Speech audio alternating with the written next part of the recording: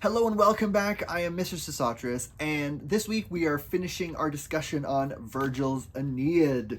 So we're talking about the second half of the poem, the so-called Iliad section, and we're going to talk about kind of our overall opinions of the poem and of the main character, and then wrap this whole thing up. So let's get into this.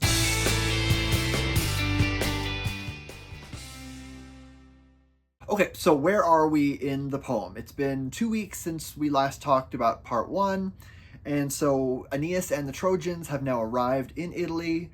They've just visited the underworld. They got sort of information about the future of Rome and what it will be like, and now they're kind of ready to establish what's going to be sort of Troy Part 2. Now, the second section, now there's not really, like, if you read the poem, there's not really like a delineation where it's like Part 1 and Part 2, but it's sort of a tonal shift because we've got sort of the end of the voyage section, the Odyssey section, and now we are in Italy, and the second section feels a little bit different, and it gets a bit darker, it gets a lot more violent, and we get sort of more of a physical struggle rather than sort of an emotional one. Because remember, in part one, the big confrontation for the most part was Dido and Aeneas, and then Aeneas choosing to sort of leave her to pursue his duty of carrying on to Italy rather than staying with her, even though it's implied that he genuinely did love her. And then we get sort of more voyaging, and then we get the journey to the underworld,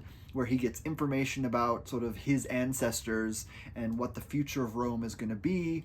And then they leave and they arrive in Italy, and all is good. So the second half of the poem is a lot more visceral. It's a lot more violent. It's focused on conflict. There's a war that happens between a couple of the different groups. I'm not going to call them tribes because it's not super accurate. It's just Italy at this point. Now remember, this is more mythology than history, but if we look back into sort of the ancient history of Italy, there is sort of evidence to support that there were sort of different groups that lived there. The south of Italy, especially the island of Sicily, was primarily Greek, and there's an area kind of the south of Italy called Magna Graecia, or kind of like, Greece Part 2 kind of thing. And there were other sort of settlements throughout Italy, but they were all there were settlements throughout Italy, but they were all kind of different groups of people. There was no kind of unified Italian people. They were just it's Europe, so you've got lots of different cultures coming and going, and lots of different cultural exchanges happening. And so we've got like the Etruscans at this point, and the Latins, and there's another group called the Rutuli in this one. And so at this point, it's, Italy isn't really owned by any one group. There's just sort of the people who live there and the various cultures that inhabit that area. But there's no like concept of Italy as the way we see it today. So I guess the question that comes up in this second section is sort of, why do we get this tonal shift? Why is the fighting necessary? And the first half was very much, we've got Juno, who's sort of the antagonist. So in part one, Juno is sort of the main antagonist, but the main conflict is very much sort of an internal one. It's Aeneas versus his duty. And then you've got, there's other things that sort of happen. There's things that they encounter along the way that get in the way of Aeneas carrying out his duty. But Juno isn't necessarily like the big bad that needs to be defeated in the end. That's not really her function. She's there to sort of provide conflict and encourage conflict, but through that conflict, we learn more about who Aeneas is, what his character is like, and what the Roman ideals are. So at the beginning of this section, it looks like everything is going really great for Aeneas and the Trojans. He meets the king of the Latins, Latinus, and he seems pretty okay with them. He's had kind of a fortune told by an oracle who said that there would be people coming and he should offer his daughter in marriage to cement an alliance, and he's okay with this. And so there's this concept of like, okay, well, there's this group, they seem like decent people, so we should just welcome them in and forge an alliance via marriage. And he's okay with that. And so Juno, of course, has to stir things up. And so she gets the Fury Alecto, which is such a great name, to kind of stir things up. Now, a lot of the conflict that comes out of this divine intervention is sort of already there, because we've got Turnus, who's the leader of the Rutuli, and I'm probably pronouncing that wrong, so if I'm getting it wrong, please let me know. And he sort of thinks that he should be the one to marry Latinus's daughter in order to, forge an alliance. His daughter's name is Lavinia. And there is this kind of sense that he sort of feels shafted by this guy offering her in marriage to Aeneas, who's just sort of this new guy who showed up. And so when Alecto sows discord among all the different people and sort of gets rumors going and kind of encourages the fighting to happen, it's not like she's creating conflict out of nothing. It's more like she's stoking the existing conflict that was already there into an all-out conflict, like an all-out battle. And so in that sense, it's very much like the fighting would have been inevitable if Juno hadn't interfered. It just maybe would have taken longer to spark. And so the function of Alecto in this is sort of a way to compress history and turn sort of what would have been sort of a natural progression of growing hostility between two groups into sort of something that happens right away. And so it's a way to sort of skip past all the boring stuff and jump right to the conflict. So in a sense, Juno is functioning kind of as a plot device, but it's not like the situation wouldn't have happened already. And so the purpose of this conflict is that we see Aeneas's morals challenged, we see his sense of honor challenged, and we see him kind of struggling to find this balance between sort of being a good Roman, which means ultimately, in the sense of how Augustus saw it, being a peacemaker, being a noble person, someone who forges alliances and, leads to greater stability and doesn't just create conflict for no reason. And all the while we see Aeneas sort of struggling against trying to maintain those ideals, but also not to give in to sort of rage and anger, because Aeneas is, well, he's not Greek, he's Trojan, but he kind of comes from the Greek tradition, of the Iliad and the Odyssey and all of the myths from ancient Greece, where it's all about personal glory. It's all about you do things that cause you to be remembered forever. So think Achilles, think Heracles, think Perseus, okay, all these sort of great heroes of Greek mythology.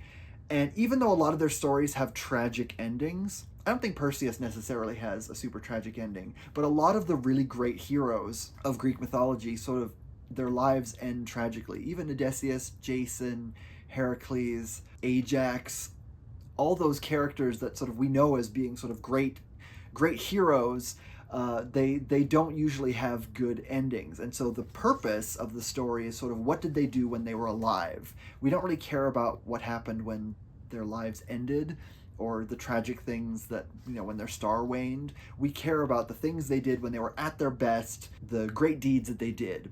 And so Aeneas is coming from that kind of mythic tradition. It's almost like he's a character from a Greek myth who now has to be a Roman. And Roman heroes are very different. Roman heroes are all about working for the state and being pious. And piety in the Roman sense isn't quite just being like religious. Like when we think piety today, we think someone who's like really religious. In ancient Rome, piety meant sort of duty to the state, duty to the gods, duty to their family. They were sort of peacemakers and diplomats and all that kind of stuff. So think like, a Captain Picard kind of character. Whereas the Greek heroes, you'd think more like a Captain Kirk type character. And so Aeneas is now having to to not be a Greek type hero, where he doesn't need to just fight and kill people and, you know, create a name for himself as a great warrior. What he has to do is he has to be a nation builder and a peacekeeper, and someone who sort of forges alliances and makes Rome solid and strong in the future, kind of thing. He needs to establish the unity that will become Rome down the way. And so in this conflict, we see Aeneas really struggling with this, because it's a really brutal battle, and there's heroes on both sides, and there's tragedies on both sides. There's friends that Aeneas loses, and there's always this sense, it's almost like, this is another science fiction thing, but it's almost like you think of like Anakin Skywalker in the prequel trilogy. Or in like the Clone Wars, that's a better example. Anakin Skywalker in the Clone Wars, where he's always towing the line between being a good Jedi and giving into his emotions and just becoming a monster. And that struggle is always kind of there. And so Aeneas is facing a similar sort of struggle. And so we get something kind of weird that happens in this poem. And it may be a result of the poem being unfinished.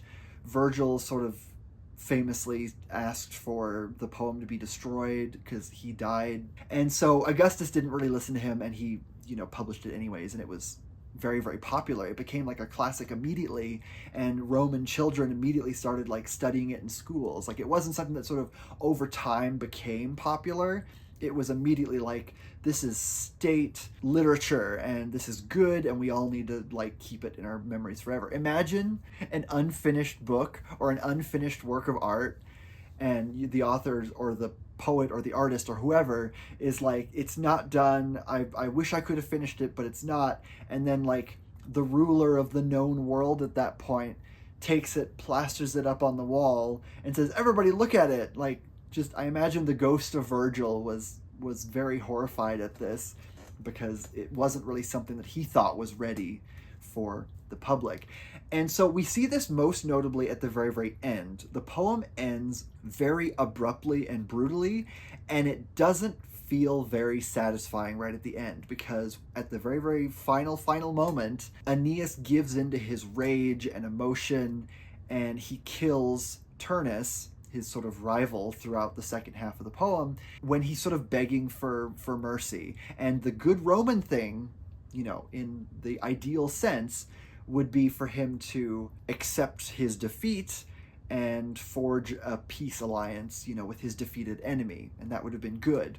But instead, he kills him because he notices that he's wearing a belt that he took from his friend Pallas, whom Turnus killed earlier. And Aeneas sees that, and he sort of flies into a rage. He gives into sort of the rage of a Greek hero, and he kills Turnus, and that's literally where the poem ends. It's like smash cut to black, there's nothing else. Now, I feel like if Virgil had kept going, or if he had intended for another book to be written after this one, because it ends at book 12, maybe there would have been another section where he would have made amends for his violent outburst, or had done something to make up for what he did. But again, it's really hard to say, because the Aeneid is 12 books, and it's divided pretty neatly. The first 6 are the Odyssey section, ends with the voyage into the underworld, and the next 6 books are the Iliad section, where they're fighting the war. And so it's really difficult to say what Virgil intended. We don't know. We know that Virgil thought it was unfinished. So whether that means he just needed to do a few line edits here and there, or if there was one particular section he wasn't happy with, or if it meant that there was more to write and he wanted to sort of add on to the story. We'll never know. So we just have to take it as is. And as it is, the poem is very symmetrical. So it seems like it maybe works as a 12-book epic poem, but it ends so abruptly and violently, and it almost undercuts its own message, because it ends with Aeneas not being a good Roman, and we don't really know how to feel about that. Now, one thing I do like about this ending is that it serves to humanize Aeneas. It keeps him from being sort of a stiff, like, stone statue of a character. You know, if you have a character in a work of art who is sort of always virtuous and always perfect, they become very boring very fast. When we have a moment like this where he gives into sort of really relatable human emotions, he's devastated at the reminder that his friend was killed, and that something that he wore is being worn as like a war trophy by his enemy, and he gives into anger in that last moment. And so I like that this moment happens because it shows that Aeneas is a very real person and he's not a cardboard cutout. And so I don't mind the ending, but it can be really abrupt for some people. But again, it's really difficult to say because we'll never kind of know what Virgil had planned for the rest of it. But that's okay. And I'm going to circle back to that in a bit, but I do want to take a little sidebar and talk about Juno, because Juno's story does have a much more satisfying conclusion. And so what happens near the end of the poem is Juno finally comes around and stops her vendetta against the Trojans. And the way that Jupiter is able to sort of mollify her is he sort of lets her dictate how things will play out. And she says, well, that's okay. What if the Trojans just are absorbed into the culture of the Latins and they don't build a city that's called Troy, or they don't continue the Trojan culture. They sort of lose their culture and blend in with the people there. So it's not really Trojans anymore, and I can't be mad at the Trojans because they're just members of the Latin culture now, and they can build their own city, they can call it something else that's not Troy, and that's fine. And I think to us, maybe that seems a bit of a technicality, like it seems a little unsatisfying, but I do like how it shows that Juno isn't just being a villain for no reason. She does serve a function in the story to show that Rome originally was very much a multicultural blending of many different cultures. It wasn't just sort of one culture that sprang out of nothing.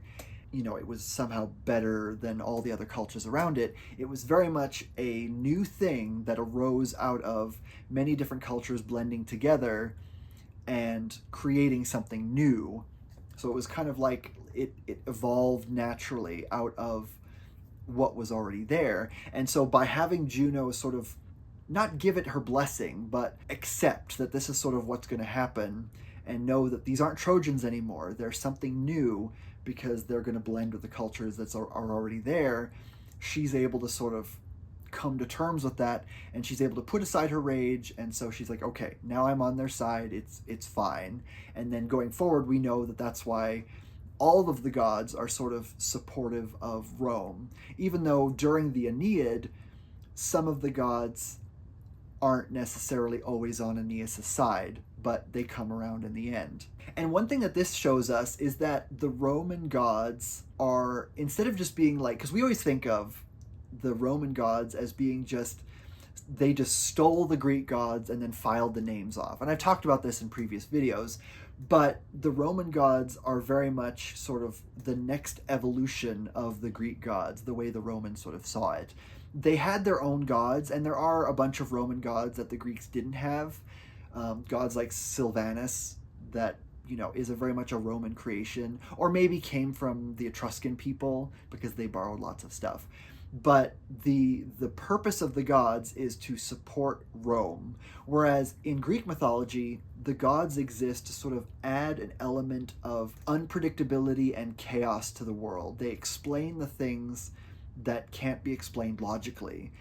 And in the Roman kind of mindset, it was much more organized and structured, and the gods served a purpose in keeping Rome good and keeping Rome great and powerful, provided that the people gave the proper sacrifices to the gods. So it was more like, worship was more of like a job, or like an expected thing of Roman citizens, a lot like paying taxes. You pay taxes, you give your proper sacrifices to the gods, and you're doing your duty as a Roman citizen. And so that was sort of the role that they held. And so we see some gods become almost more important to the Romans than they were to the Greeks. One good example is Vesta. The Greek kind of counterpart is Hestia, and Hestia was important. She was the goddess of kind of the hearth, and the home, the domestic sphere, and there were kind of public and private ways to honor her, and there were sort of state-sanctioned festivals in her honor, but they were sort of different depending on where you were, and there wasn't sort of a single Greek religion of any kind that was based around, venerating Hestia. Whereas in Rome, Vesta was very much an important figure for the state. And so the Vestal Virgins were very much sort of a state-sanctioned priesthood. They were very important. They were considered almost integral to the survival of Rome itself. And all of Rome sort of equally paid homage to the Vestal Virgins, the worship of Vesta herself. And that was very much a very important part, because it wasn't just hearth and home, it was like stability. And so it was, the hearth, in the house, it was the hearth in Olympus, it was the kind of the hearth of the Roman government. She was very, very important to maintaining that stability. Another god that became sort of more important when adopted by the Romans was Mars. And so Ares, to the Greeks, he wasn't actually that popular of a god. And I know this sort of shocks us because Ares is a really popular character to us today. But to the Greeks, there was sort of pockets that worshipped Ares. I know he was very popular in Thrace. But the rest of Greece didn't really... They were sort of ambivalent about him. They didn't dislike him, but it was just sort of, he's there, but he wasn't considered that important. If they needed to reach out to someone when they were going into battle, they would usually reach out to Athena. Athena was much, much, much more prominent and important, because Athena was all about sort of tactics and warfare and strategy, whereas Mars was just sort of like the drunken bar brawl in god form. He just liked fighting for the sake of fighting. And so in a lot of the myths, Ares was kind of almost the butt of the jokes a lot of times. A lot of his stories involve him being humiliated because he's just sort of all id and nothing else. And so he just fights because he just likes fighting. He just likes conflict and battle and rage and all that kind of stuff. But when Ares is sort of subsumed into the character of Mars, Mars becomes really important to the Romans because he then presides over the Roman armies. He also got sort of a agricultural element. He sort of presided over the crops that fed the armies. So he kind of became a lot more important. He was a more stable figure. He was a more revered figure. The public worship of Mars was a lot more accepted and state-sanctioned kind of thing. Instead of being pockets here and there of people, he was kind of a main central figure. And so we see Roman identity is based around, what do we do that we can keep Roman great and keep Rome stable and expanding and at peace was kind of the most important thing. And so with that said, what is Virgil doing with this poem? Because I mentioned in the first video that the Aeneid is sort of seen as state propaganda, and so a lot of people dismiss it as such. They say, well, he's just writing propaganda to prop up Augustus, and so why should we give it that much attention? And so when you really read the Aeneid and dig into it, you see things that could be interpreted as being a little subversive. And so we see that Virgil wasn't just a pawn of the government. He does include things that sort of talk about the ideals of what a Roman person should be like, and he mentions Julius Caesar and Augustus as sort of these predestined great rulers of Rome, and so they're sort of, their rule is ordained by the gods, and it's important. So we do see that, but there's other elements lurking beneath the surface that show that Virgil didn't just blindly believe this, and he wanted people to actually think about what he was talking about. And that's what makes the Aeneid so good and so compelling. So some scholars have pointed out that Virgil is sort of asking people to question the Roman ideal. So in the underworld section, the shade of Aeneas's father, he paints a picture of sort of a benevolent Rome, which will pacify its enemies, foster peace, take pity on those it has conquered, welcoming them into the larger Roman sphere. That was one thing that Rome did really well, is when they would conquer like an area, they didn't take over. What they did was they just sort of asked them to provide soldiers for the empire. And so as it expanded, their army expanded, and they kind of left people alone a lot of times. But it worked. It was a risky concept at that time, but it worked, and Rome became very large and influential. But in the second half of this poem, we see the Trojans have to fight this really brutal, bloody conflict. A lot of people die. There's lots of casualties on both sides. And in the end, we have Aeneas sort of choosing rage and violence over peace.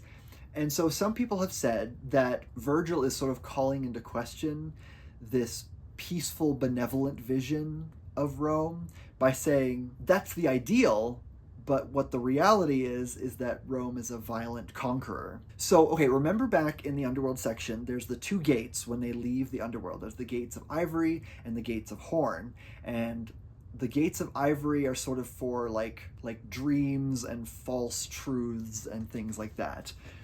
And they leave through that section. Now, my favorite interpretation of that is that they leave through that section because Aeneas learns a lot of future information about Rome, and so if he leads through the Gate of Dreams, then all of that knowledge that he gets sort of gets relegated to a dream, and so it can influence him subconsciously, but it's not something that's going to distract him.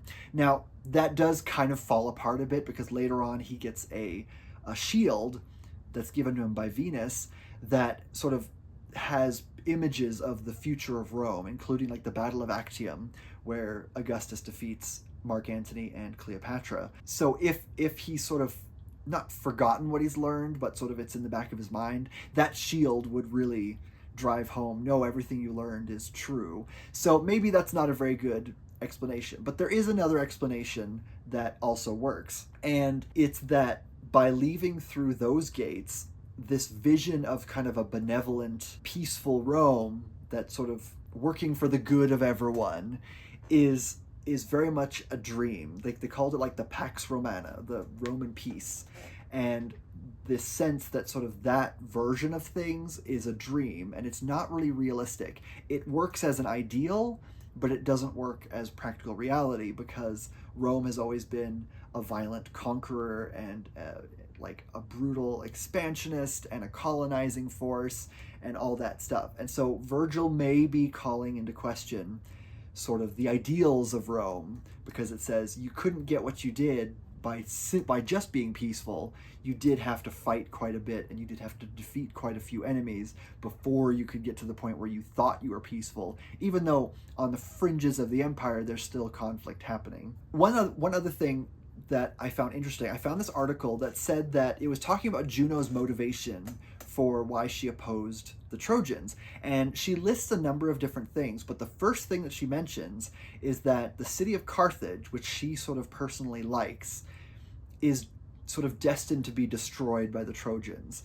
And she can't do anything to necessarily stop it from being destroyed, which it is in sort of the Punic Wars, but she is able to sort of delay it because, you know, we see that. And so it suggests that a peaceful, diplomatic, political force, if it had to destroy a city, if that was sort of destined in the future, and at this point, the destruction of Carthage would have been in the past, relative to when Virgil was writing it, so they knew that this had happened.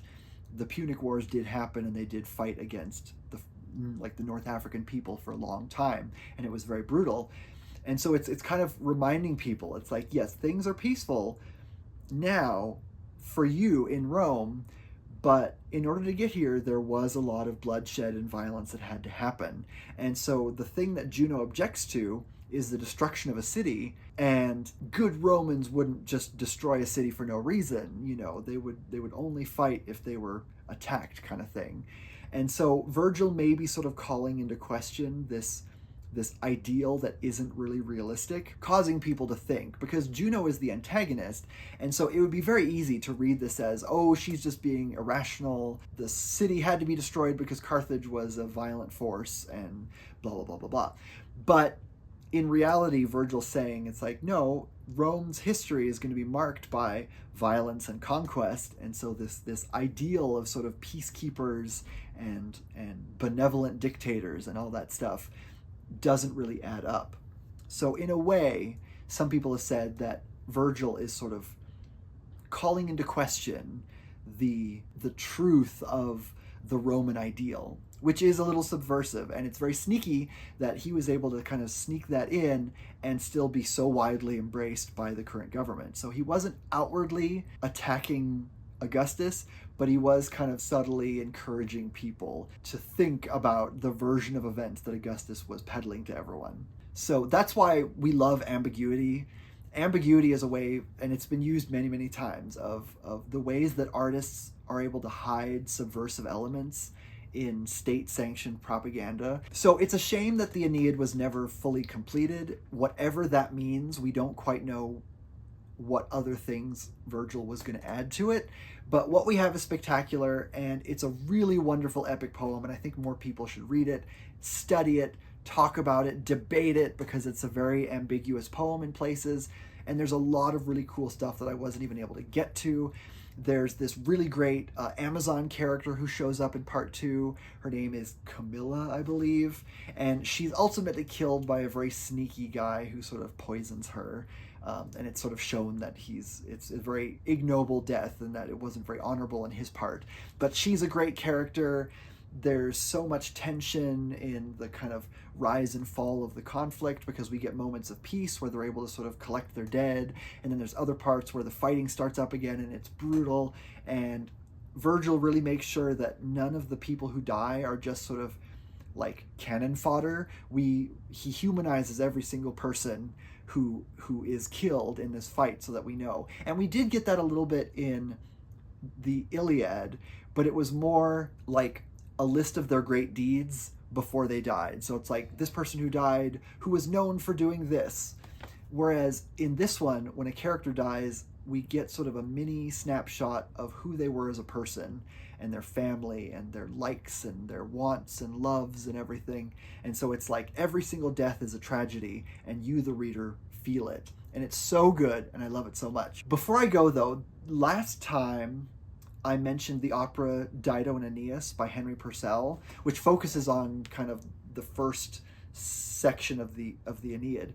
If you want another opera that covers the whole story, and there is some artistic liberties that's taken, but check out Hector Berlioz's Les Troyens, or The Trojans. And this is kind of a silly sidebar, but in the Star Trek movie First Contact, the scene where Jean-Luc Picard is listening to opera in his room and everything's shaking because it's so loud, that is a excerpt from that opera. And it's so good. Hector Berlioz was amazing. So if you want more like Aeneid opera, then definitely check that one out, because it's worth listening to. Very epic in scope, huge. It does include the Dido section as well, but it's a little shorter. It kind of races through the whole conflict. It's great.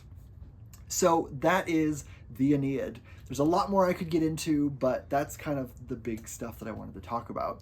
So a question for you, and you can answer in the comments or just think about it on your own. If you've read the poem, or if you're going to read the poem, ask yourself, is Aeneas truly a good, heroic character?